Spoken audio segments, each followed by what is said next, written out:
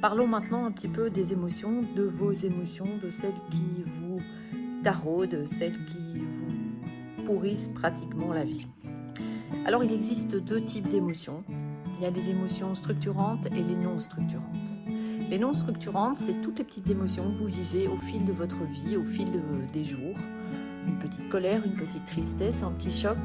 Ces émotions-là n'ont pas intrinsèquement d'impact trop important sur votre vie de tous les jours, sauf si elles s'accumulent un peu trop.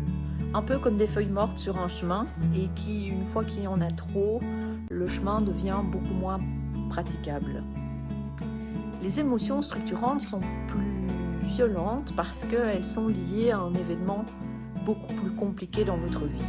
Par exemple, la mort de quelqu'un, une agression violente, toutes des émotions qui vont vous transformer, modifier votre comportement de façon générale, qui vont faire que vous serez plus méfiant à l'égard de certaines personnes ou qui vont vous donner des peurs ou des angoisses par rapport à, par exemple, l'abandon, si c'est une personne de votre entourage qui est décédée et qui vous a donné la sensation que vous êtes seul.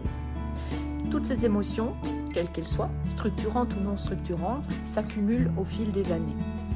Et elles gênent la circulation de vos énergies, mais également vos rapports avec les autres. Vous allez vous retrouver dans des situations où vous n'arriverez plus à gérer votre émotion, la colère, la tristesse, la peur, parce qu'il y en a trop.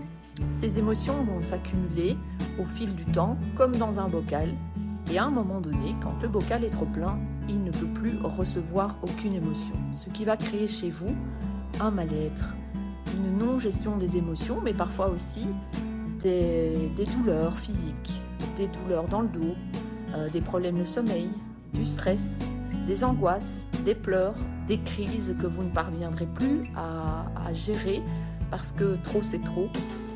Vous allez être en burn-out d'émotions, si on peut dire.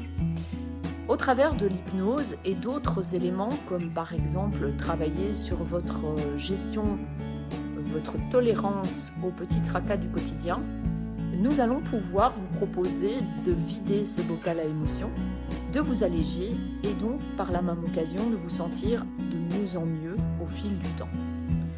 C'est comme ça qu'on peut gérer ou améliorer sa vie en éliminant, en se débarrassant définitivement des émotions du passé. Grâce à l'hypnose, vous allez vous en libérer complètement et totalement, c'est garanti vraiment. Là, je peux vous parler en tant que personne qui a vidé pratiquement toutes ses émotions, voire toutes ses émotions. Et lorsque je parle de mon fils, par exemple, qui a été très compliqué, je peux en parler sans avoir besoin ou sans ressentir le besoin de me sentir triste, en colère ou bien malheureuse de ce que j'ai vécu.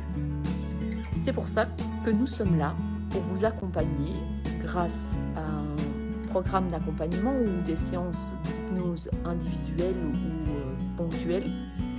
Je vous donne donc rendez-vous sur le site www.ose-unity.com ou en MP via le groupe.